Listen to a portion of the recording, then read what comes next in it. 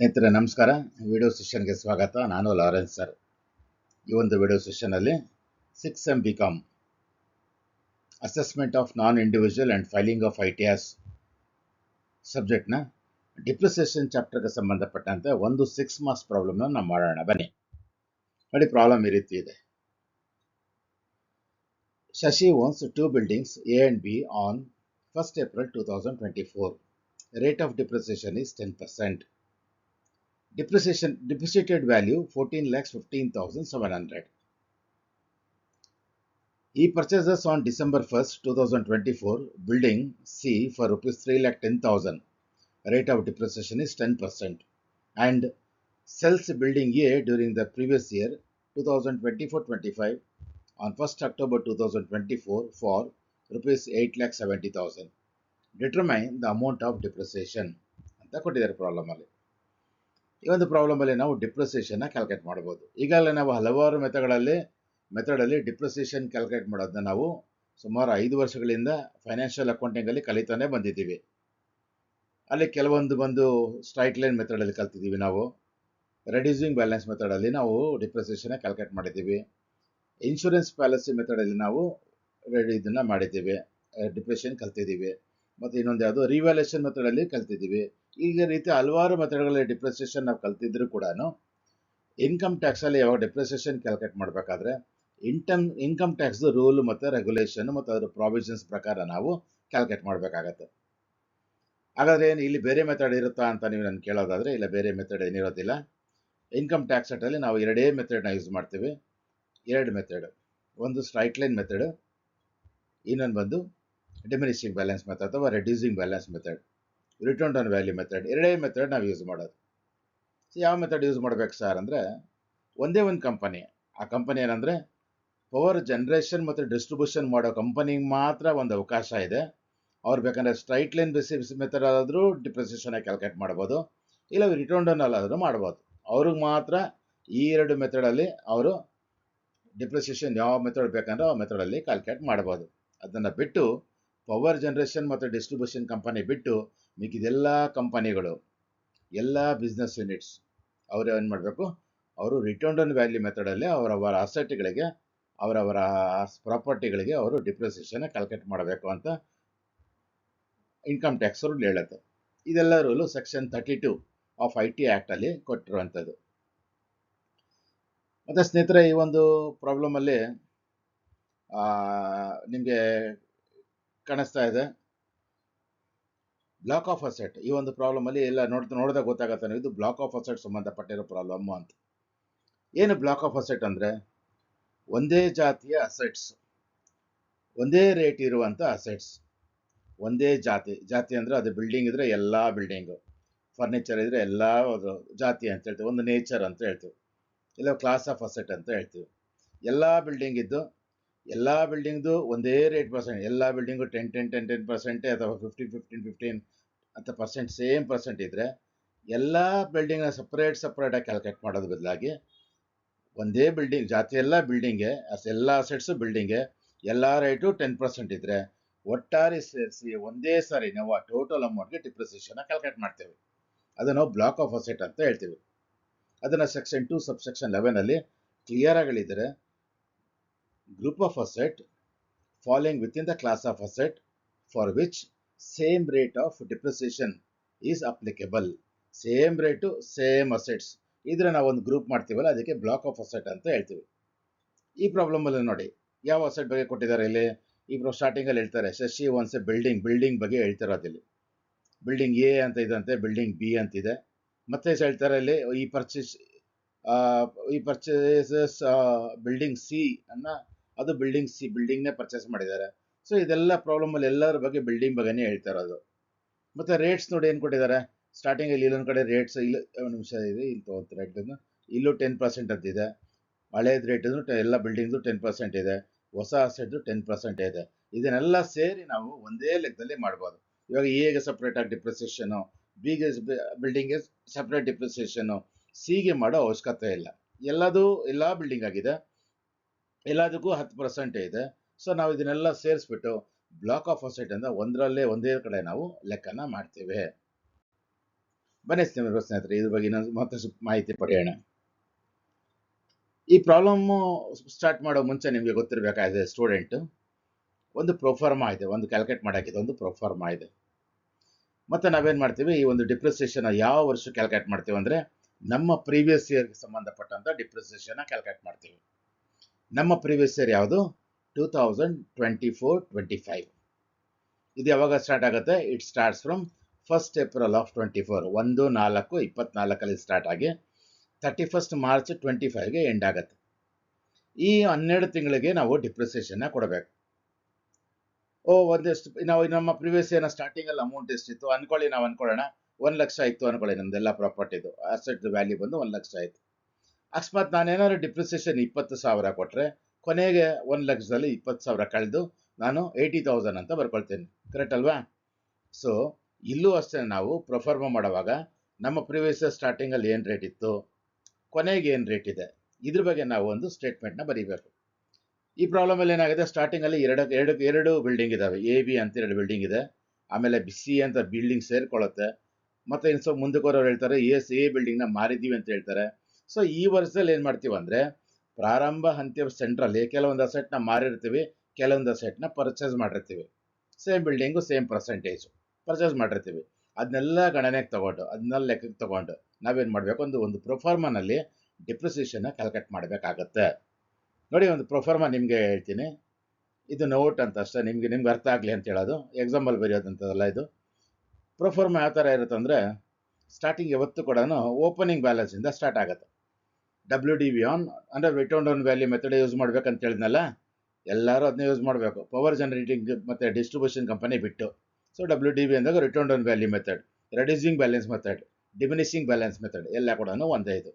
So WDV as on 1/4/2000 ಇದು amount ಬರ್ಕೊಂಬಿಡಿ. ಒಂದು ವೇಳೆ ನೀವೇನಾದ್ರು ಹೊಸದಾಗಿ ಏನಾದ್ರು ಈ ನಮ್ಮ ಪ್ರಿವಿಯಸ್ ಇಯರಲ್ಲಿ ಹೊಸ ಸೆಟ್ನ ಆ ಬಿಲ್ಡಿಂಗ್ ಅಂತ ಹೇಳಿದ ಪ್ರಾಬ್ಲಮ್ ಕೊಟ್ಟಿದ್ರೆ, ಇನ್ನೂ ಏನಾದ್ರು ಬಿಲ್ಡಿಂಗ್ನ ಪರ್ಚೇಸ್ ಮಾಡಿದರೆ ಅದನ್ನ ಆ್ಯಡ್ ಮಾಡ್ಕೊಳ್ಳಿ. ಅಮೌಂಟ್ ಆ್ಯಡ್ ಮಾಡಿದ್ರೆ ಆ್ಯಡ್ ಆಗುತ್ತೆ, ಟೋಟಲ್ ಸಿಗುತ್ತೆ ನಿಮಗೆ. ಅದರಲ್ಲಿ ಏನಾದ್ರು ಅಸೆಟ್ನ ಮಾರಿಬಿಟ್ಟಿದ್ರೆ ಕಡಿಮೆ ಆಗುತ್ತಲ್ಲ ವ್ಯಾಲ್ಯೂ, ಅಸೆಟ್ನ ಮಾರಿಬಿಟ್ಟಿದ್ರೆ ಅದನ್ನ ಲೆಸ್ ಮಾಡಿ ಒಂದು ವ್ಯಾಲ್ಯೂ ಸಿಗುತ್ತೆ. ಅದನ್ನು ನಾವೇನಂತ ಕರಿತೀವಿ? ಡಿಪ್ರಿಷಿಯಬಲ್ ವ್ಯಾಲ್ಯೂ ಅಂತ ಹೇಳ್ತೀವಿ. ಓಪನಿಂಗ್ ಬ್ಯಾಲೆನ್ಸ್ ಬರ್ಕೊಂಡೆ, ಪರ್ಚೇಸ್ ಮಾಡಿರೋದೆಲ್ಲ ಆ್ಯಡ್ ಮಾಡಿಕೊಂಡೆ, ಸೇಲ್ ಮಾಡಿದ್ನ ಲೆಸ್ ಮಾಡಿದೆ, ಸೊ ಬರುವಂಥ ವ್ಯಾಲ್ಯೂನ ಡಿಪ್ರಿಷಿಯಬಲ್ ವ್ಯಾಲ್ಯೂ ಅಂತ ಹೇಳ್ತೀವಿ. ಈ ಡಿಪ್ರಿಷಿಯಬಲ್ ವ್ಯಾಲ್ಯೂಗೆ ನಾವೇನು ಮಾಡಬೇಕು? ಡಿಪ್ರಿಸಿಯೇಷನ್ನ ಕ್ಯಾಲ್ಕುಲೇಟ್ ಮಾಡಬೇಕು. Not for the opening value. ಅಕೌಂಟ್ಸಲ್ಲಿ ಹೆಂಗೆ ಮಾಡ್ತೀವಿ, ಓಪನಿಂಗ್ ಎಷ್ಟಿತ್ತು ಅದಕ್ಕೆ 10% ಚಾರ್ಜ್ ಲೆಸ್ ಮಾಡ್ಬಿಟ್ಟು ಬರೆದು ಬಿಡ್ತೀವಲ್ಲ, ಆ ಥರ ಅಲ್ಲ. ಇನ್ಕಮ್ ಟ್ಯಾಕ್ಸಲ್ಲಿ ಡಿಪ್ರಿಷಿಯಬಲ್ ವ್ಯಾಲ್ಯೂ ಯಾವುದಿದೆ ಅದ್ರ ಮೇಲೆ ನಾವು ಬ್ಲಾಕ್ ಆಫ್ ಅಸೆಟಲ್ಲಿ ಡಿಪ್ರಿಷಿಯಬಲ್ ವ್ಯಾಲ್ಯೂ ಮೇಲೆ ನಾವು ಡಿಪ್ರಿಸಿಯೇಷನ್ ಒಂದು ವೇಳೆ ಕ್ಯಾಲ್ಕುಲೇಟ್ ಮಾಡಿಕೊಂಡೆ ಅನ್ಕೊಳ್ಳೋಣ. ಆ ಡಿಪ್ರಿಸಿಯೇಷನ್ ನೀವೇನಾದ್ರು ಲೆಸ್ ಮಾಡಿಬಿಟ್ರೆ ನಿಮ್ಗೆ ಉಳಿಯೋದೆ the balance as on 31st March 2025 ಅಲ್ಲಿ ಆ ಒಂದು ಪ್ರಾಪರ್ಟಿ ಅಥವಾ ಯಾವುದೊಂದು ಅಸೆಟ್ದು ವ್ಯಾಲ್ಯೂ ಎಷ್ಟಿತ್ತು ಅಂತ ಗೊತ್ತಾಗುತ್ತೆ. ಇದೇ ಪ್ರೊಫಾರ್ಮಾನ ನಾನು ಮತ್ತೆ ಆನ್ಸರ್ ಬರೆಯುವಾಗ ಸ್ವಲ್ಪ ಆ್ಯಡ್ ಲೆಸ್ ಮಾಡಿ ನಾನು ಬರ್ಕೊಳ್ತೇನೆ. ಇದನ್ನೇ ಬರಿಬೇಕಾಗಿರೋದು ಪ್ರತಿಯೊಂದು ಪ್ರಾಬ್ಲಮ್ಗಳಲ್ಲಿ, ಪ್ರತಿಯೊಂದು ಬ್ಲಾಕ್ ಆಫ್ ಅಸೆಟ್ಗೆ ಇದನ್ನೇ ಬರಿಬೇಕು. ಓಪನಿಂಗ್ ಬ್ಯಾಕ್ ವ್ಯಾಲ್ಯೂ ಬರ್ಕೊಳ್ಳಿ, ಆ್ಯಡ್ ಪರ್ಚೇಸಸ್ ಆ್ಯಡ್ ಮಾಡಿ, ಸೇಲ್ ಮಾಡಿದರೆ ಲೆಸ್ ಮಾಡ್ಕೊಳ್ಳಿ, ಡಿಪ್ರಿಷಿಯಬಲ್ ವ್ಯಾಲ್ಯೂ ಸಿಗುತ್ತೆ, ಅದಕ್ಕೆ ಡಿಪ್ರಿಸಿಯೇಷನ್ ಕ್ಯಾಲ್ಕುಲೇಟ್ ಮಾಡಿ, ಕೊನೆಗೆ WV ಕ್ಯಾಲ್ಕುಲೇಟ್ ಮಾಡಿ. ಇದನ್ನೇ ನಾವು ಪ್ರೊಫಾರ್ಮಾ ಅಂತ ಹೇಳೋದು. ಸ್ನೇಹಿತರೆ, ಇನ್ನೊಂದು ಇಂಪಾರ್ಟೆಂಟ್ ವಿಷಯ, ಎಲ್ಲರಿಗೂ ಕನ್ಫ್ಯೂಸ್ ಆಗುತ್ತೆ, ಸ್ಟೂಡೆಂಟ್ಸ್ಗೆಲ್ಲ ಕನ್ಫ್ಯೂಸ್ ಆಗುತ್ತೆ. ಅದಂದರೆ ಡಿಪ್ರಿಸಿಯೇಷನ್ ಹೆಂಗೆ ಕ್ಯಾಲ್ಕುಲೇಟ್ ಮಾಡೋದು, ಯಾವುದ್ರ ಮೇಲೆ ಕ್ಯಾಲ್ಕುಲೇಟ್ ಮಾಡೋದು ಅಂತ. ನಾನು ಈಗಾಗಲೇ ಹೇಳಿದೆ, ಡಿಪ್ರಿಸಿಯೇಷನ್ನ ನಾನು ಯಾವುದ್ರ ಮೇಲೆ ಕ್ಯಾಲ್ಕುಲೇಟ್ ಮಾಡ್ತೀವಿ? ಡಿಪ್ರಿಷಿಯಬಲ್ ವ್ಯಾಲ್ಯೂ ಮೇಲೆ ಕ್ಯಾಲ್ಕುಲೇಟ್ ಮಾಡ್ತೀವಿ, not on the opening value. ಇದೆಲ್ಲ ಆ್ಯಡ್ ಲೆಸ್ ಮಾಡಿದ್ಮೇಲೆ ಉಳಿಯುತ್ತಲ್ಲ ಡಿಪ್ರಿಷಿಯಬಲ್ ವ್ಯಾಲ್ಯೂ, ಅದ್ರ ಮೇಲೆ ನಾವೇನು ಮಾಡ್ತೀವಿ ಅದನ್ನು ಕ್ಯಾಲ್ಕುಲೇಟ್ ಮಾಡ್ತೀವಿ. ಡಿಪ್ರಿಸಿಯೇಷಬಲ್ ವ್ಯಾಲ್ಯೂನ ನಾವೇನು ಮಾಡ್ತೀವಿ? ಮೊದಲೇನು ಮಾಡ್ತೀವಿ, ಯಾಕಂದರೆ ಹಳೆಯ ಅಸೆಟ್ಟು ಇತ್ತು, ಈ ವರ್ಷ ಪರ್ಚೇಸ್ ಮಾಡಿರೋ ಅಸೆಟ್ಟು ಇದೆ, ನಾವು ಸಪ್ರೇಟ್ ಮಾಡ್ಕೊಂಡ್ಬಿಡ್ಬೇಕು, ಹೊಸ ಅಸೆಟ್ ಯಾವುದು, ಹಳೆ ಅಸೆಟ್ ಯಾವುದು ಅಂತ. ಈ ಒಂದು ಡಿಪ್ರಿಷಿಯಬಲ್ ವ್ಯಾಲ್ಯೂನಲ್ಲಿ ಫಸ್ಟ್ ನಾವು ಹೊಸ ಅಸೆಟ್ ಯಾವುದು 2 ಭಾಗದಲ್ಲಿ ಡಿವೈಡ್ ಮಾಡ್ಕೊತೀವಿ, ಒಂದು ಹೊಸ ಅಸೆಟ್ಟು, ಒಂದು ಹಳೆ ಅಸೆಟ್ಟು ಅಂತ. ಅರ್ಥ ಆಯ್ತಲ್ವಾ? ಹೊಸ ಅಸೆಟ್ ಯಾವುದು? ಈ ಪ್ರಾಬ್ಲಮಲ್ಲಿ ನೋಡಿ ಏನು ಹೇಳ್ತಾನೆ, ಹೊಸ ಅಸೆಟ್ ಯಾವುದು? ಈ ಪರ್ಚೇಸ್ಡ್ December 1st 24 ಬಿಲ್ಡಿಂಗ್ ಸಿನ ಪರ್ಚೇಸ್ ಮಾಡ್ತಾ ಇದ್ದಾನೆ, ಇದು ಹೊಸ ಅಸೆಟ್, 3,10,000 ರೂಪಾಯಿಗೆ ಪರ್ಚೇಸ್ ಮಾಡ್ತಾ ಇದ್ದಾರೆ. ಸೊ ಈ ಡಿಪ್ರಿಷಿಯಬಲ್ ವ್ಯಾಲ್ಯೂ ಏನು ಬಂದಿರುತ್ತೆ ಅದರಲ್ಲಿ ನಾವು 3,10,000 ರೂಪಾಯಿನ ಸಪ್ರೇಟ್ ಮಾಡಬೇಕು. ಫಸ್ಟ್ ನ್ಯೂನ ಸಪ್ರೇಟ್ ಮಾಡ್ಕೊಬೇಕು. ಆ ಡಿಪ್ರಿಷಿಯಬಲ್ ವ್ಯಾಲ್ಯೂನಲ್ಲಿ ನ್ಯೂನ ಲೆಸ್ ಮಾಡಿಬಿಟ್ರೆ ಉಳಿಯೋದೆಲ್ಲ ಓಲ್ಡ್ ಆಗಿರುತ್ತೆ. ಈ ಅಸಂಪ್ಷನ್ಸ್ ನಮ್ಗೆ ಇರಬೇಕು. ಸೊ ಇಲ್ಲೇನಾಗುತ್ತೆ, ಇಲ್ಲಿ ಈ ಒಂದು ನ್ಯೂನಲ್ಲಿ ನಾನು 2 ಥರ ಡಿಪ್ರಿಸಿಯೇಷನ್ ಕ್ಯಾಲ್ಕುಲೇಟ್ ಮಾಡ್ತೀನಿ ಹೊಸ ಅಸೆಟ್ಸ್ಗೆ. ಇದು ಹಳೆ ಅಸೆಟ್ಗಲ್ಲ, ಈ ವರ್ಷ ಪರ್ಚೇಸ್ ಮಾಡಿರೋ ಅಸೆಟ್ಗೆ ಮಾತ್ರ ನಾನು ಹೇಳುವಂಥ ರೂಲ್ ಅಪ್ಲೈ ಆಗೋದು. ಇಲ್ಲೇನು ಮಾಡ್ತೀವಿ ಅಂದರೆ ಒಂದು ನಾರ್ಮಲ್ ಡಿಪ್ರಿಸಿಯೇಷನು ಕ್ಯಾಲ್ಕುಲೇಟ್ ಮಾಡ್ತೇನೆ, ಅಡಿಷ್ನಲ್ ಡಿಪ್ರಿಸಿಯೇಷನು ಕ್ಯಾಲ್ಕುಲೇಟ್ ಮಾಡ್ತೇನೆ. ಎಲ್ಲ ಹೊಸ ಅಸೆಟ್ ಯಾವ್ದಾರ ಆಗಿರಲಿ, ಬಿಲ್ಡಿಂಗ್ ಆಗಲಿ, ಪ್ಲಾಂಟ್ ಆ್ಯಂಡ್ ಮಿಷನರಿ ಆಗಲಿ, ಫರ್ನಿಚರ್ ಆಗಲಿ, ಇಲ್ಲಾಂದರೆ ಎಲ್ಲ ಅಸೆಟ್, ಇಲ್ಲ ಮೋಟ್ರ್ ಕಾರ್ ಆಗಲಿ, ಯಾವ್ದಾರ ಅಸೆಟ್ ಇರಲಿ, ಎಲ್ಲ ಅಸೆಟ್ಗಳಿಗೆ ನಾವು ಕಂಪಲ್ಸರಿ ಆಗಿ ನಾರ್ಮಲ್ ಡಿಪ್ರಿಸಿಯೇಷನ್ ಕ್ಯಾಲ್ಕುಲೇಟ್ ಮಾಡಲೇಬೇಕು. ಹಾಗಾದ್ರೆ ವಾಟ್ ಅಬೌಟ್ ಅಡಿಷನಲ್ ಯಾಕೆ ಸರ್ ಇದೇನು ಸರ್ ಇದು ಅಂದರೆ, ಈ ಅಡಿಷನಲ್ ಡಿಪ್ರಿಸಿಯೇಷನು ಹೊಸ ಪ್ಲಾಂಟ್ ಆ್ಯಂಡ್ ಮಿಷನರಿ ಯಾವುದೋ ಮ್ಯಾನುಫ್ಯಾಕ್ಚರಿಂಗ್ ಪ್ರೊಸೆಸಲ್ಲಿ ಯೂಸ್ ಮಾಡ್ತೀವಲ್ಲ, ಆ ಪ್ಲಾಂಟ್ ಆ್ಯಂಡ್ ಮಿಷನರಿಗೆ ಮಾತ್ರ ನಾವು ಅಡಿಷನಲ್ ಡಿಪ್ರಿಸಿಯೇಷನ್ ಕ್ಯಾಲ್ಕುಲೇಟ್ ಮಾಡೋದು. ಅದರ ಅರ್ಥ ಏನಂದರೆ, ಎಕ್ಸಾಮಲ್ಲಿ ನಿಮಗೆ ಪ್ಲಾಂಟ್ ಆ್ಯಂಡ್ ಮಿಷನರಿ ಕೊಟ್ಬಿಟ್ಟಿದ್ರೆ ನೀವು ನಾರ್ಮಲ್ ಡಿಪ್ರಿಸಿಯೇಷನು ಕ್ಯಾಲ್ಕುಲೇಟ್ ಮಾಡಬೇಕು, ಅಡಿಷನಲ್ ಡಿಪ್ರಿಸಿಯೇಷನು ಕ್ಯಾಲ್ಕುಲೇಟ್ ಮಾಡಬೇಕು. ಒಂದು ವೇಳೆ ಪ್ಲಾಂಟ್ ಆ್ಯಂಡ್ ಮಿಷನರಿ ಬಿಟ್ಟು ಬೇರೆ ಯಾವ್ದಾದ್ರು ಅಸೆಟ್ ಕೊಟ್ಟಿದ್ರೆ ಅಡಿಷನಲ್ ಡಿಪ್ರಿಸಿಯೇಷನ್ ಕ್ಯಾಲ್ಕುಲೇಟ್ ಮಾಡೋ ಅವಶ್ಯಕತೆನೇ ಇರೋದಿಲ್ಲ, ಖಾಲಿ ನಾರ್ಮಲ್ ರೇಟ್ ಕ್ಯಾಲ್ಕುಲೇಟ್ ಮಾಡಬೇಕು. ಇವಾಗ ರೇಟ್ ಬಗ್ಗೆ ಹೇಳ್ತೀನಿ ನೋಡಿ. ಇಲ್ಲಿ ನಾರ್ಮಲ್ ಡಿಪ್ರಿಸಿಯೇಷನ್ ಕ್ಯಾಲ್ಕುಲೇಟ್ ಮಾಡುವಾಗ ನಾರ್ಮಲ್ ರೇಟ್ನ ಅಪ್ಲೈ ಮಾಡೋ ಪ್ರಾಬ್ಲಮಲ್ಲಿ ಕೊಟ್ಟಿರೋದು. ಈ ಪ್ರಾಬ್ಲಮಲ್ಲಿ 10% ಅಂತ ಕೊಟ್ಟಿದ್ದಾರೆ, ಕೆಲವು ಪ್ರಾಬ್ಲಮಲ್ಲಿ 18%, ಇನ್ನು ಕೆಲವು ಪ್ರಾಬ್ಲಮ್ 15%. ಅಲ್ಲಿ ಏನು ಕೊಟ್ಟಿದ್ರು ಆ ರೇಟ್ ಮೇಲೆ ನಾವು ನಾರ್ಮಲ್ ಡಿಪ್ರಿಸಿಯೇಷನ್ ಕ್ಯಾಲ್ಕುಲೇಟ್ ಮಾಡ್ತೀವಿ. ಮತ್ತೆ ಅಡಿಷನಲ್ ಡಿಪ್ರಿಸಿಯೇಷನ್ ಯಾವ ಅಸೆಟ್ ಬಗ್ಗೆ, ನ್ಯೂ ಪ್ಲಾಂಟ್ ಆ್ಯಂಡ್ ಮಿಷನರಿ ಬಗ್ಗೆ ಹೇಳಿದ್ನಲ್ಲ, ಅದಕ್ಕೆ ನಾವು ಡಿಪ್ರಿಸಿಯೇಷನ್ ಪ್ರಾಬ್ಲಮಲ್ಲಿ ಕೊಟ್ಟಿರೋದಿಲ್ಲ, ಅದು ಆ್ಯಕ್ಟ್ ಹೇಳುತ್ತೆ. According to section 32 subsection 1 clause 2A ನಲ್ಲಿ, ಸಾರಿ 1A ನಲ್ಲಿ, ಕ್ಲಾಸ್ 1A ನಲ್ಲಿ ಏನು ಹೇಳಾಗುತ್ತೆ, 20% ಫಿಕ್ಸ್ ಮಾಡಿದ್ದಾರೆ. ಅದು ಯಾವತ್ತೂ ಚೇಂಜ್ ಆಗೋದಿಲ್ಲ. ಆ 20% ಯಾವುದಕ್ಕೆ ಸಂಬಂಧಪಟ್ಟಿರೋದು, ಅಡಿಷನಲ್ ಅಂದರೆ ಪ್ಲಾಂಟ್ ಆ್ಯಂಡ್ ಮಿಷನರಿಗೆ ಮಾತ್ರ. ಅದನ್ನು ನಾವು ಮೈಂಡಲ್ಲಿ ಇಟ್ಕೊಳ್ಬೇಕು. ನಾರ್ಮಲ್ ಡಿಪ್ರಿಸಿಯೇಷನ್ ಕ್ಯಾಲ್ಕುಲೇಟ್ ಮಾಡುವಾಗ ನಾರ್ಮಲ್ ರೇಟ್ ಪ್ರಾಬ್ಲಮಲ್ಲಿ ಕೊಟ್ಟಿರೋದನ್ನ ತಗೊಳ್ತೀವಿ. ಅಡಿಷನಲ್ ಡಿಪ್ರಿಸಿಯೇಷನ್ ಮಾಡುವಾಗ ನಾವು ಫಿಕ್ಸ್ಡ್ ಅಮೌಂಟ್ ಏನಿದೆ 20%ನ ಕನ್ಸಿಡರ್ ಮಾಡ್ತೀವಿ.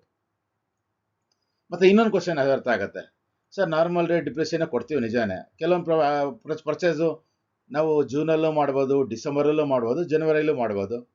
ಯಾವ ತಿಂಗಳು ತೊಗೊಂಡ್ರು ಕೂಡ ನಾವು ಡಿಪ್ರಿಸಿಯೇಷನ್ ಫುಲ್ ರೇಟ್ನ ಯೂಸ್ ಮಾಡಬೇಕಾ ಅಂದರೆ ಇಲ್ಲ, ಹಂಗಲ್ಲ.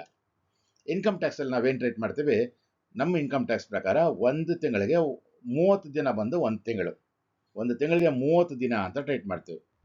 ಹಾಗಾದ್ರೆ ವರ್ಷದಲ್ಲಿ 12 ತಿಂಗಳಿಗೆ ಎಷ್ಟಾಗತ್ತೆ, 360 ದಿನ ಆಗುತ್ತೆ. 360 ದಿನ ಪೂರ್ತಿ ಒಂದು ವರ್ಷ ಆದರೆ ಅರ್ಧ ವರ್ಷ ಎಷ್ಟಾಗತ್ತೆ, 180 ದಿನ ಆಗುತ್ತೆ. ನೋಡಿ, ಹಿಂಗೆ ಯೋಚನೆ ಮಾಡ್ತೀವಿ ಅಂದರೆ, ಯಾವ್ದಾದ್ರು ಹೊಸ ಅಸೆಟ್ನ ತಗೊಂಡು ನಾವು ಬಳಸ್ತೀವಲ್ಲ, ಯೂಸ್ ಮಾಡ್ತೀವಲ್ಲ, ಆ ಯೂಸೇಜ್ ಪುಟ್ ಇಂಟು ಯೂಸ್, ಅದನ್ನ ಯೂಸೇಜು ಅರ್ಧ ವರ್ಷಕ್ಕಿಂತ ಜಾಸ್ತಿ ಯೂಸ್ ಮಾಡಿದರೆ ಫುಲ್ ರೇಟ್ ಕೊಡಬೇಕು, ಅರ್ಧ ವರ್ಷಕ್ಕಿಂತ ಕಡಿಮೆ ಯೂಸ್ ಮಾಡಿದರೆ ನಾವು ಅರ್ಧ ರೇಟ್ ಕೊಡಬೇಕು. ಅರ್ಧ ವರ್ಷ ಅಂದರೆ 180 ದಿನ ಬರುತ್ತೆ. 180 ಅಥವಾ 180 ದಿನಕ್ಕಿಂತ ಜಾಸ್ತಿ ಯೂಸ್ ಮಾಡಿದ್ರೆ, ಒಂದು ಬಳಕೆ ಮಾಡ್ಕೊಂಡಿದ್ರೆ ಅದಕ್ಕೆ ಫುಲ್ ರೇಟ್, ಅದಕ್ಕಿಂತ ಕಡಿಮೆ ಇದ್ರೆ ಅರ್ಧ ರೇಟ್. ಇಲ್ಲಿ ಹೇಳ್ತೀನಿ ನೋಡಿ, ಇಲ್ಲಿ ಹೆಂಗಂತ ಹೇಳ್ತೀನಿ ಅಂದರೆ, ಒಂದು ವೇಳೆ ನಾವು ಬಳಸುವಂಥ ಆ ಒಂದು ಅಸೆಟ್ನ ನಾವು 180 ದಿನಕ್ಕಿಂತ ಜಾಸ್ತಿ ಯೂಸ್ ಮಾಡಿದರೆ ಫುಲ್ ರೇಟ್ ಕೊಡಬೇಕು. ಅಕಸ್ಮಾತ್ 180 ದಿನಕ್ಕಿಂತ ಕಡಿಮೆ ಯೂಸ್ ಮಾಡಿದರೆ ನಾವು ಏನ್ಬೇಕು, ಆಫ್ ರೇಟ್ ಕೊಡಬೇಕು. ಹಿಂಗೆ ಆಫ್ ರೇಟ್ ಕೊಡೋದು ಇದು, ಇಲ್ಲಿ 10% ಪ್ರಾಬ್ಲಮಲ್ಲಿ ಕೊಟ್ಟಿದ್ರೆ ಅರ್ಧ 5% ಕೊಡೋದು, ಪ್ರಾಬ್ಲಮಲ್ಲಿ ಏನೋ 12% ಕೊಟ್ಟಿದ್ರೆ ಅರ್ಧ 6% ಕೊಡೋದು, ಈ ಥರ ಮಾಡೋದು. ಯಾವ ಅಸೆಟ್ಗೆ ಬಗ್ಗೆ ಮಾತಾಡ್ತಾ ಇದ್ದೀನಿ ನಾನು, only for the new asset which was purchase during the previous year. ನಮ್ಮ ಪ್ರೀವಿಯಸ್ ಇಯರ್ ಪರ್ಚೇಸ್ ಮಾಡಿರ್ತೀವಲ್ಲ ಅದ್ರ ಬಗ್ಗೆ. ಫಾರ್ ಎಕ್ಸಾಂಪಲ್, ಜನವರಿ 1ನೇ ತಾರೀಕು 2025ನಲ್ಲಿ ಒಂದು ಮಿಷನರಿ ಪರ್ಚೇಸ್ ಮಾಡ್ತೀನಿ, ಅವತ್ತಿಂದ ಯೂಸ್ ಮಾಡ್ತೀನಿ. ಜನವರಿಲಿ ಪರ್ಚೇಸ್ ಮಾಡೋದು, ಅದು ಮಾರ್ಚ್ 31ಗೆ ನನ್ನ ಪ್ರೀವಿಯಸ್ ಇಯರ್ ಮುಗ್ದೋಗ್ಬಿಡುತ್ತೆ, 3 ತಿಂಗಳು ಯೂಸ್ ಮಾಡಿರ್ತೀನಿ.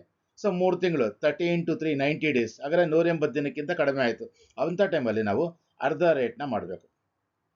ಅಕಸ್ಮಾತ್ ಜೂನಲ್ಲಿ ಪರ್ಚೇಸ್ ಮಾಡಿರ್ತೀನಿ ಅಂದ್ಕೊಳ್ಳಿ, ಜೂನ್ 1ನೇ ತಾರೀಕು, ಅವಾಗ ಏನು ಬರುತ್ತೆ, ಜೂನ್, ಜುಲೈ, ಆಗಸ್ಟ್, ಸೆಪ್ಟೆಂಬರ್, ಅಕ್ಟೋಬರ್, ನವಂಬರ್, ಡಿಸೆಂಬರ್, ಜನವರಿ, ಫೆಬ್ರವರಿ, ಮಾರ್ಚ್, 9 ತಿಂಗಳು ಯೂಸ್ ಮಾಡ್ದಂಗೆ ಆಯಿತು. 9 3 27, 270 ಡೇಸ್, ಮೋರ್ ದೆನ್ 180 ಡೇಸ್. ಅಂಥ ಟೈಮಲ್ಲಿ ಫುಲ್ ರೇಟ್ನ ಡಿಪ್ರಿಸಿಯೇಷನ್ನ ಕೊಡಬೇಕಾಗತ್ತೆ. ಅದೇ ಬನ್ನಿ, ಈ ಕಡೆ ಅಡಿಷನಲ್ ಡಿಪ್ರಿಸಿಯೇಷನ್ ಬಗ್ಗೆ ಹೇಳ್ತೀನಿ. ನಿಮ್ಗೆ ಅವಾಗ ಹೇಳಿದ್ದೀನಿ, additional depreciation is only eligible for new plant and machinery. ಅದು ಪ್ಲಾಂಟ್ ಆ್ಯಂಡ್ ಮಿಷನರಿ ಆದರೆ ಮಾತ್ರ ಅಡಿಷನಲ್ ಬರುತ್ತೆ, ಇಲ್ಲ ಬರೋದೇ ಇಲ್ಲ. ಅದು ಎಷ್ಟು % ಅಂತ ಹೇಳಿದ್ದೀನಿ, 20% ಅಂತ ಹೇಳಿದ್ದೀನಿ. ಅವಾಗೂ ಹೊಸ ಅಸೆಟ್ ಅಲ್ಲ, ಇಲ್ಲೂ ಯೋಚನೆ ಮಾಡಬೇಕು. 180 ದಿನ ಅಥವಾ 180 ದಿನಕ್ಕಿಂತ ಹೆಚ್ಚಾಗಿ ನಾವು ಬಳಸಿದರೆ ಫುಲ್ ರೇಟ್ ಅಂದರೆ ಮೈಂಡಲ್ಲಿ ಇದೆಲ್ಲ 20%, ಪೂರ್ತಿ 20% ಕೊಡಬೇಕು. ಅಕಸ್ಮಾತ್ 180ಕ್ಕಿಂತ ಕಡಿಮೆ ಬಳಸಿದರೆ ಆ 20%ರಲ್ಲಿ ಅರ್ಧ ಎಷ್ಟಾಗುತ್ತೆ, 10%ನ ಬಳಸಬೇಕಾಗತ್ತೆ. ಇಲ್ಲೂ ಅಷ್ಟೇ, if the asset is put to use for more than 180 days during the previous year, so full rate of depreciation should be allowed. Otherwise That means if it is used for less than 180 days, half of the rate of additional depreciation, that is 20%, should of which 10% should be applied. ಇದು ಬಂದು ಹೊಸ asset ಬಗ್ಗೆ ಹೇಳ್ತಾ ಇರೋದು ನಾನು. ಮತ್ತೆ old asset ಬಗ್ಗೆ ಅಂದಾಗ ನಾವೇನೋ ರೂಲ್ ಇಲ್ಲ ಅಲ್ಲಿ. ಓಲ್ಡ್ ಅಸೆಟ್ ಒಂದೇ ಒಂದು ಡೈರೆಕ್ಟ್ ಆಗಿ ನಾರ್ಮಲ್ ರೇಟ್ ಪ್ರಾಬ್ಲಮ್ ಅಲ್ಲಿ ಏನ್ ಕೊಟ್ಟಿರ್ತಾರೋ ರೇಟ್ನ ಅಪ್ಲೈ ಮಾಡೋದು, ಅಪ್ರೇಟ್ ಮಾಡೋದು, ಮತ್ತೆ ಫುಲ್ ರೇಟ್ ಕೊಡೋದು. ಯಾವ್ದು ಓಲ್ಡ್ ಅಸೆಟ್ ಅಂದ್ರೆ ಹಿಂದಿನ ವರ್ಷ, ಅದ್ರಿನ ವರ್ಷ ಪರ್ಚೇಸ್ ಮಾಡಿರೋದು ಎಲ್ಲ ಓಲ್ಡ್. ಆದ್ರೆ ಒಂದು ಸಿಚುವೇಶನ್ ಬರುತ್ತೆ. ಹೋದ ವರ್ಷ ನಾನು ಪರ್ಚೇಸ್ ಮಾಡಿರ್ತೀನಪ್ಪ ಒಂದು ಅಸೆಟ್ನ, ಆ ವರ್ಷ ಯೂಸೇ ಮಾಡಲ್ಲ, ಪ್ಯಾಕೆ ಮುಚ್ಚಲ್ಲ, ಬಾಕ್ಸ್ ಅಲ್ಲಿ ಹಂಗೆ ಇಟ್ಟಿರ್ತೀನಿ. ಈ ವರ್ಷ ಯೂಸ್ ಮಾಡ್ತೀನಿ. ಆದ್ರೆ ಹೊಸದಂತೂ ಯೂಸ್ ಮಾಡ್ಬೇಕಾ ಹಳೇದಂತೂ ಯೂಸ್ ಮಾಡ್ಬೇಕಂದ್ರೆ ಯಾವ ವರ್ಷ ಪರ್ಚೇಸ್ ಮಾಡಿದ್ರು ಆ ವರ್ಷ. ಒಂದ್ ವೇಳೆ ಹೋದ ವರ್ಷದ ಒಂದ್ ದಿನಾನು ಯೂಸ್ ಮಾಡಿಲ್ಲ, ಪ್ರೀವಿಯಸ್ ಇಯರ್ ಯೂಸ್ ಮಾಡಿದೆ, ಈವನ್ ಒಂದು ದಿನ ಯೂಸ್ ಮಾಡಿದ್ರು ಕೂಡ ಫುಲ್ ಹಳೇದೇ ಆಗ್ಬಿಡುತ್ತೆ, ಅದು ಹಳೇದಂತಾನೆ ಆಗ್ಬಿಡುತ್ತೆ. So full rate of depreciation ಕೊಡ್ಬೇಕಾಗತ್ತೆ. ಸ್ನೇಹಿತರೆ, ಇಷ್ಟೊತ್ತು ನಾನು ನಿಮ್ಗೇನು ಹೇಳಿದೆ ಅಂದ್ರೆ ಒಂದು ಸ್ವಲ್ಪ ಆ ಸಬ್ಜೆಕ್ಟ್ ಬಗ್ಗೆ ನಾನು ಸ್ವಲ್ಪ ನೋಟ್ಸ್ ಹೇಳಿದ್ದೀನಿ. ಇದೆಲ್ಲ ನೀವು ಎಕ್ಸಾಂಪಲ್ ಬರೆಯೋದಲ್ಲ, ಇದನ್ನ ನಿಮ್ಗೆ ತಿಳ್ಕೊಳ್ಳಿ ಅಂತ ಹೇಳ್ತಾ ಇರೋದು. ಬನ್ನಿ ಪ್ರಾಬ್ಲಮ್ ಮಾಡೋಣ. ಹಾಗಾದ್ರೆ ಏನ್ ಬರೀತೀನಿ heading? Calculation of depreciation on building ಅಂತ ಬರೀತೀನಿ. ಸೊ ಕಾಲಮ್ಸ್ ಹಾಕೊಳ್ತೇನೆ, 3 ಕಾಲಮ್ ಟೇಬಲ್ ಹಾಕೊಳ್ತೇನೆ.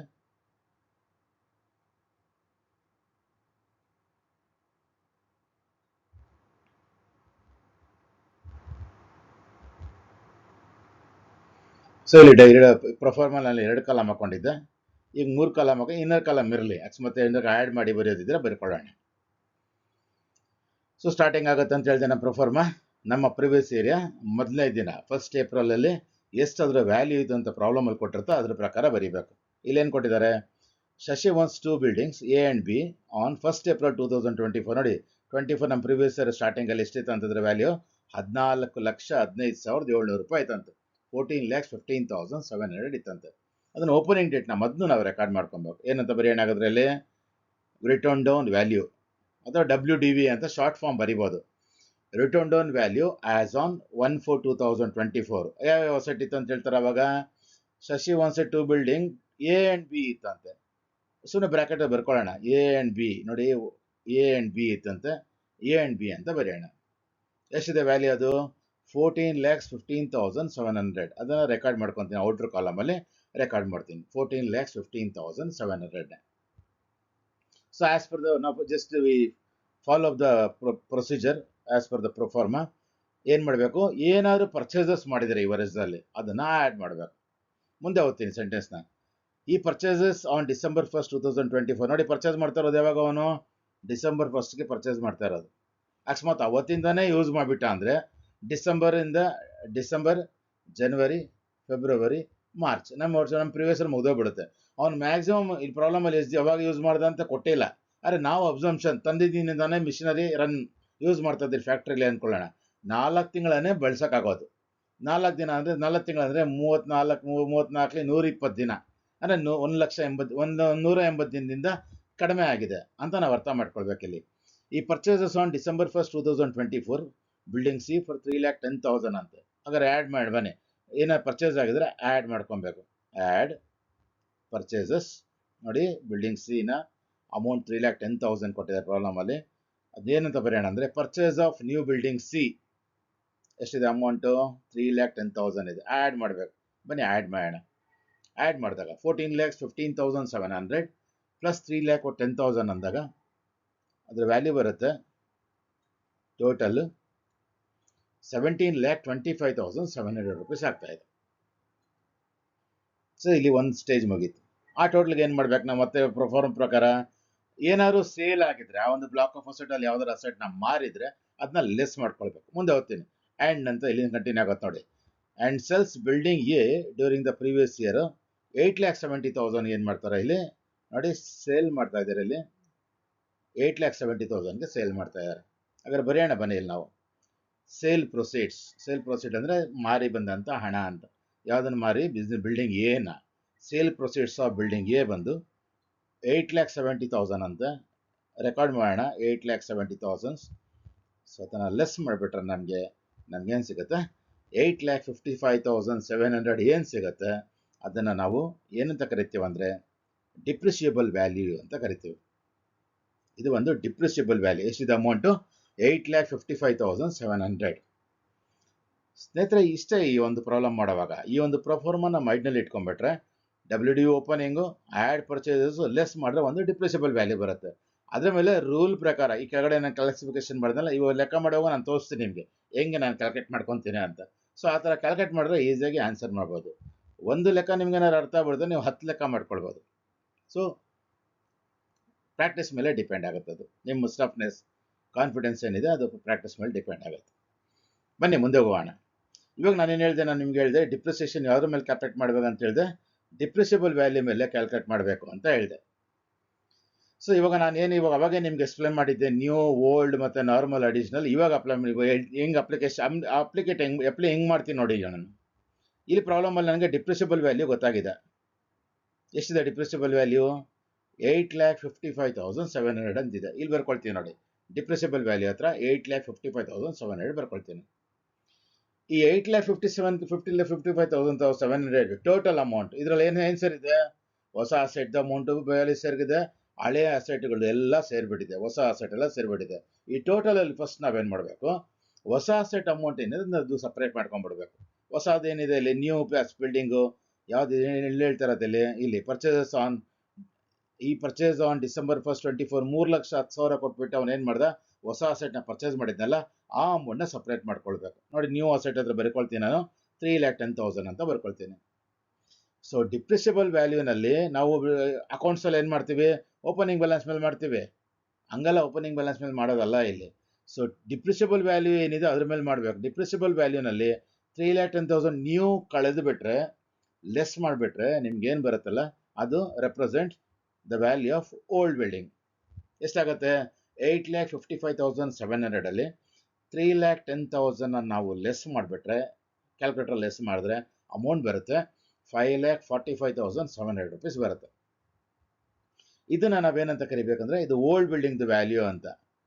ಇಲ್ಲೋಗ್ಬಿಟ್ಟು ಹೊಸ ಬಿಲ್ಡಿಂಗ್ದು ಅದೆಲ್ಲ ಲೆಕ್ಕ ಮಾಡೋಕೆ ಹೋಗ್ಬಾರ್ದು. ಡಿಪ್ರಿಸಿಬಲ್ ವ್ಯಾಲ್ಯೂನಲ್ಲಿ ಓಲ್ಡ್ ನ್ಯೂನ ತೆಗಿರಿ, ಅದು ಬರುತ್ತೆ. ಸೊ ಹಾಗಾದ್ರೆ ಇವಾಗ ಏನು ಮಾಡ್ಬೇಕು, ನಾನು ನ್ಯೂ ಅಸೆಟ್ 3,10,000ಗೆ ಈ ಕಡೆ ಏನು ಹೇಳಿರುತ್ತೆ ಅದ್ರ ಪ್ರಕಾರ ನಾನು ಇಲ್ಲಿ ಡಿಪ್ರಿಸಿಯೇಷನ್ ಕ್ಯಾಲ್ಕುಲೇಟ್ ಮಾಡಬೇಕು. ಅಸೆಟ್ ಯಾವ್ದನ್ನ ಕೊಟ್ಟಿರೋದು ಪ್ರಾಬ್ಲಮಲ್ಲಿ? ಬಿಲ್ಡಿಂಗ್ ಕೊಟ್ಟಿರೋದು, ಮಿಷನರಿ ಕೊಟ್ಟಿಲ್ಲ. ಸೊ ಅಡಿಷ್ನಲ್ ಏನು ಬರೋದೇ ಇಲ್ಲ. ಹಾಗಾದರೆ ಅದಕ್ಕೆ ನಮಗೆ ನಾವು ನಾರ್ಮಲ್ ಮಾತ್ರ ಕ್ಯಾಲ್ಕುಲೇಟ್ ಮಾಡಬೇಕು. ಎಷ್ಟಿದೆ ನಾರ್ಮಲ್ ರೇಟು? 10% ಇದೆ. ಮೈಂಡಲ್ಲಿ ಇಟ್ಕೊಳ್ಳಿ, 10%ನ ಮೈಂಡ್ ಮ್ಯಾಪ್ ಇಟ್ಕೊಳ್ಳಿ, 10% ಕೊಡಬೇಕು. ಯಾವಾಗ ಪರ್ಚೇಸ್ ಮಾಡಿದ್ದು ನಾವು? ಡಿಸೆಂಬರ್ 1ನೇ ತಾರೀಕು. ಡಿಸೆಂಬರ್ 1ನೇ ತಾರೀಕು ತಂದಿದ್ದಿನಾನೇ ಮ್ಯಾನುಫ್ಯಾಕ್ಚರಿಂಗಲ್ಲಿ ಯೂಸ್ ಮಾಡ್ಕೊಂಡ್ಬಿಟ್ರೆ ಮಿಷನರಿನ, ಸಾರಿ ಬಿಲ್ಡಿಂಗ್, ಆ ಬಿಲ್ಡಿಂಗ್ ಪರ್ಚೇಸ್ ಮಾಡಿ ಅವತ್ತಿಂದನೇ ಬಿಲ್ಡಿಂಗ್ನ ಪರ್ಚೇಸ್ ಮಾಡಿ ಯೂಸ್ ಮಾಡ್ಕೊತಾ ಇದ್ರೆ ನಾವು ಡಿಸೆಂಬರು, ಜನವರಿ, ಫೆಬ್ರವರಿ, ಮಾರ್ಚಲ್ಲಿ ನಮ್ಮ ಪ್ರೀವಿಯಸ್ ಇಯರ್ ಎಂಡ್ ಆಗಿಬಿಡುತ್ತೆ. 4 ತಿಂಗಳು ಮಾತ್ರ ನಮ್ಮ ಪ್ರೀವಿಯಸ್ ಇಯರಲ್ಲಿ ಬೆಳೆಸೋಕ್ಕಾಗೋದು, ಯೂಸ್ ಮಾಡೋಕ್ಕಾಗೋದು ಬಿಲ್ಡಿಂಗ್ನ. 4 ತಿಂಗಳಂದರೆ 120 ದಿನ, 30 × 4 ಮಂತ್ 120 ಡೇಸ್. ಲೆಸ್ ದ್ಯಾನ್ ಅಂತ ಬರ್ತಾ ಇದೆ. ಸೊ ಇಲ್ಲದೇ ಹೇಳಿದ್ದು ನಾನಿಲ್ಲಿ ನಾರ್ಮಲ್ ರೇಟ್ 10% ಕೊಡೋಣ, ಆದರೆ ಇಲ್ಲಿ ಲೆಸ್ ದ್ಯಾನ್ 180 ಆದರೆ ನಾವು ಎಷ್ಟು ಕೊಡ್ಬೇಕಂತ ಹೇಳಿದ್ದಾನೆ? ಆಫ್ ಆಫ್ ದ ರೇಟ್ ಅಂತ ಕೊಡ್ಬೇಕಂತ, ಆಫ್ ಕೊಡ್ಬೇಕಂತ. ಇಷ್ಟೇ, ಅಲ್ಲಿ ಕ್ಯಾಲ್ಕುಲೇಟ್ ಮಾಡುವಾಗ ನಾನು ಆಫ್ ಲೆಕ್ಕ ತಗೋತೀನಿ. ಅಲ್ಲಿಗೆ ನ್ಯೂ ಅಸೆಟ್ ಆಗೋಯ್ತು, ನಾರ್ಮಲ್ ರೇಟ್ ಆಗೋದು. ಅಡಿಷ್ನಲ್ ಬರೋದಿಲ್ಲ, ಯಾಕಂದರೆ ಅಡಿಷ್ನಲ್ ಪ್ಯಾಂಟ್ ಆ್ಯಂಡ್ ಮಿಸ್ಟರಿಂಗ್ ಮಾತ್ರ ಇರುವಂಥದ್ದು. ಓಲ್ಡ್ ಅಸೆಟ್ ಎಷ್ಟಿದೆ? 5,47,500. ಇದಕ್ಕೇನು ಮಾಡ್ಬೇಕು ನಾವು? ನಾರ್ಮಲ್ ರೇಟ್ ಅಂದರೆ ಪ್ರಾಬ್ಲಮಲ್ಲಿ ಕೊಟ್ಟಿರುತ್ತಲ್ಲ ಆ ರೇಟಲ್ಲಿ ಮಾಡಬೇಕು. ಎಷ್ಟು ರೇಟ್ ಕೊಡಬೇಕು? ಫುಲ್ ರೇಟ್ ಡಿಪ್ರಿಸಿಯೇಷನ್ ಕ್ಯಾಲ್ಕುಲೇಟ್ ಮಾಡಬೇಕು. ಬನ್ನಿ ಡಿಪ್ರಿಸಿಯೇಷನ್ ಕ್ಯಾಲ್ಕುಲೇಟ್ ಮಾಡ್ತೀವಿ ಮನೆಯಲ್ಲಿ. ಲೆಸ್ ಫಸ್ಟ್ ನ್ಯೂ ಅಸೆಟ್ ಮಾಡ್ತೀನಿ, ನ್ಯೂ ಬಿಲ್ಡಿಂಗ್ಗೆ ಡಿಪ್ರಿಸಿಯೇಷನ್ ಫಾರ್ ನ್ಯೂ ಬಿಲ್ಡಿಂಗ್ ಎಷ್ಟಿದೆ ಅಮೌಂಟ್? ಅದು ಇಲ್ಲಿ ನಾನು ಹೇಳಿದ್ದೀನಿ, ಹೊಸ ಇದರಲ್ಲಿ 3,10,000. 3,10,000ಗೆ ಮಾಡ್ತೀನಿ. Normal depreciation 3,10,000 into normal depreciation ಮಾಡಿ ನಾರ್ಮಲ್ ರೇಟ್ ತಗೊಳ್ಬೇಕು. ನಾರ್ಮಲ್ ರೇಟ್ 10% ಇದೆ, ಎರಡು ಕಡೆ ಕೊಟ್ಟಿದ್ದಾರೆ 10% ಅಂತ. ಸೊ 10% ತಗೊಳ್ತೀನಿ. ಪೂರ್ತಿ ಕೊಡಬೇಕಾ? ಇಲ್ಲ, ನಾನು ಕೊಡಬೇಕಾಗಿರೋದು ಆಫ್ ಅಂದರೆ ಎಷ್ಟು ಮಾಡಬೇಕು? 10 ಆಫ್ 5%. ಡೈರೆಕ್ಟಾಗಿ 5% ಮಲ್ಟಿಪ್ಲೈ ಮಾಡಿಬೇಕಂದ್ರೆ ಅಮೌಂಟ್ನ ಹಾಕ್ಕೊಳ್ಬೋದು, ಇಲ್ಲಾಂದರೆ ಈ ಥರ ಪ್ರೆಸೆಂಟ್ ಮಾಡ್ಬೋದು. ಇಂಟು ಆಫ್ ಅಂತ ಬರೆದ್ರೆ ಕೂಡ ಅಷ್ಟೇ ಅಮೌಂಟೇ ಬರುತ್ತೆ. 10ಗೆ ಆಫ್ ಅಂದರೆ 5 ಇಂಟು 3,10,000 ಅದನ್ನು ಮಲ್ಟಿಪ್ಲೈ ಮಾಡಿದಾಗ ನಿಮಗೆ ಪ್ರಾಡಕ್ಟ್ ಬರುತ್ತೆ 15,500 ಆನ್ಸರ್ ಬರುತ್ತೆ. ಇದು depreciation for the new building. ನೋಡಿ, ಹೊಸ ಅಸೆಟ್ಟು ಅಡಿಷನಲ್ ಬರೋದಿಲ್ಲ, ನಾರ್ಮಲ್ ಮಾತ್ರ ಬರುತ್ತೆ. ನಾರ್ಮಲ್ ರೇಟ್ ತೊಗೊಳ್ಳೋದು, ಲೆಸ್ ದೆನ್ 180 ಡೇಸನ್ನು ಯೂಸ್ ಮಾಡೋಕ್ಕೆ ಸಾಧ್ಯ ಆಗ್ತಾ ಇರೋದು. ಸೊ ಅರ್ಧ ರೇಟ್ ಕೊಟ್ಟಿದ್ದೇನೆ. ಹಾಗಾದರೆ ಹೊಸ ಅಸೆಟ್ ಮಾಡೋಣ. Number 2, depreciation for the old assets. Old asset amount ಎಷ್ಟಿದೆ ನಮ್ಮ ಪ್ರಕಾರ? 5,45,700 ಇದೆ. ಅದು ಬರ್ಕೊಳ್ಳೋಣ. ಹಾಗಾದರೆ ಹೆಂಗೆ ಬಂತದು 5,45,000? ಇದು ಬರ್ತೋಸಿ ನೋಡಿ, ಡಿಪ್ರಿಷಿಯಬಲ್ ವ್ಯಾಲ್ಯೂ ಇತ್ತು ನನಗೆ, ನನ್ನ ಹತ್ರ 8,55,700 ಇತ್ತು. ಅದರಲ್ಲಿ ಹೊಸ ಅಸೆಟ್ನ ಲೆಸ್ ಮಾಡಿಬಿಟ್ರೆ ನನಗೆ ಓಲ್ಡ್ ಅಸೆಟ್ ಸಿಕ್ತು. ಎಷ್ಟು ಪರ್ಸೆಂಟ್ ಕೊಡ್ಬೇಕು? ನಾನು ನಾರ್ಮಲ್ ರೇಟ್ ಕೊಡಬೇಕು. ಈ ನಾರ್ಮಲ್ ರೇಟ್ ಎಷ್ಟಿದೆ? 10% ಕೊಡಬೇಕು. ಓಲ್ಡ್ ಅಸೆಟ್ಗೆ ಫುಲ್ ರೇಟ್ ಕೊಡ್ತೀವಿ ಯಾವತ್ತು ಕೂಡ. ಫುಲ್ ರೇಟ್ ಮಲ್ಟಿಪ್ಲೈ ಮಾಡಿಬಿಟ್ರೆ you will get answer of 54,570 rupees ನಿಮಗೆ ಸಿಗುತ್ತೆ. ಅಲ್ಲಿಗೆ ಓಲ್ಡ್ ಅಸೆಟು ಅಲ್ಲಿ ಹೆಸರು ಪೂರ್ತಿ ಡಿಪ್ರಿಸಿಯೇಷನ್ ಕ್ಯಾಲ್ಕುಲೇಟ್ ಮಾಡ್ದಂಗೆ ಆಯ್ತು. ಸೊ ಟೋಟಲ್ ಮಾಡ್ಕೊಳ್ಳೋಣ ಡಿಪ್ರಿಸಿಯೇಷನ್ ಎಷ್ಟು ಬರುತ್ತೆ ಅಂತ. Total the amount bring it to the outer column. Amount will be 70,070 rupees ಬರ್ತಾ ಇದೆ. ಇದು ಟೋಟಲ್ ಡಿಪ್ರಿಸಿಯೇಷನ್. ಅದನ್ನು ನಾವೇನು ಮಾಡಬೇಕಂದ್ರೆ ಡಿಪ್ರಿಸಿಬಲ್ ವ್ಯಾಲ್ಯೂ ಇಂದ ಡಿಪ್ರಿಸಿಯೇಷನ್ ಲೆಸ್ ಮಾಡಿಬಿಟ್ರೆ you will get the balance value 5,85,630. ಅದನ್ನು ನಾವು WDV as on 31st March 25 ಅಂತ ಬರಿತೀವಿ. ಇಲ್ಲಾಂದ್ರೆ WDV ಆಫ್ ಅಸೆಟ್ ABC-ನಲ್ಲಿ ಎ ಮಾರ್ಬಿಟ್ಟಿದೆ, ಬಿ ಮಾತ್ರ ಸಿ ಉಳಿದಿದೆ. ಮೆನ್ಷನ್ ಮಾಡಿದ್ರೆ ಮಾಡ್ಬೋದು, ಬಿಟ್ಟರೆ ಬಿಡ್ಬೋದು. ಒಟ್ಟಿನಲ್ಲಿ WDV of block of asset amount ಎಷ್ಟಿದೆ? 5,85,630. ಅದರ ಅರ್ಥ ಏನಾದರೂ ಸ್ನೇಹಿತರೆ, ಏನು ಇಲ್ಲಿ ನಾನು ಸ್ಟಾರ್ಟಿಂಗಲ್ಲಿ ಪ್ರೊಫಾರ್ಮ ಬರೆದೆ ಅದೇ ಪ್ರೊಫಾರ್ಮನ ಇಲ್ಲಿ ನಾನು ರಿಪೀಟ್ ಮಾಡಿದ್ದೀನಿ. ಸ್ವಲ್ಪ ಆ್ಯಡ್ ಲೆಸ್ ಮಾಡಿ ಪ್ರಾಬ್ಲಮ್ ಪ್ರಕಾರ ಬರ್ಕೊಂಡಿದ್ದೀನಿ. ಈ ಥರ ನಾವು ಲೆಕ್ಕನ ಡಿಪ್ರಿಸಿಯೇಷನ್ನ ಇನ್ಕಮ್ ಟ್ಯಾಕ್ಸಲ್ಲಿ ಕ್ಯಾಲ್ಕುಲೇಟ್ ಮಾಡ್ತೀವಿ. ಸ್ನೇಹಿತರೆ, ನಿಮಗೆ ಈ ಒಂದು ಪ್ರಾಬ್ಲಮ್ ಅರ್ಥ ಆಗಿದೆ ಅಂತ ಬಯಸ್ತೇನೆ. ಮತ್ತೊಂದು ಪ್ರಾಬ್ಲಮ್ ಮಾಡುವಾಗ ಇನ್ನೊಂದು ಪ್ರಾಬ್ಲಮ್ ಮಾಡುವಾಗ ಇನ್ನೂ ಸ್ವಲ್ಪ ಸ್ಟಫ್ ಆಗ್ತಾರೆ. ಈ ಒಂದು 50 to 60% ನಿಮ್ಗೆ ಅರ್ಥ ಆಗಿಬಿಟ್ಟಿರುತ್ತೆ. ಇನ್ನೊಂದು ಪ್ರಾಕ್ಟೀಸ್ ಮಾಡಿ, ಕಾಲೇಜಲ್ಲಿ ಹೇಳ್ಕೊಡುವಂಥ ಪ್ರಾಬ್ಲಮ್ನು ಪ್ರಾಕ್ಟೀಸ್ ಮಾಡಿ.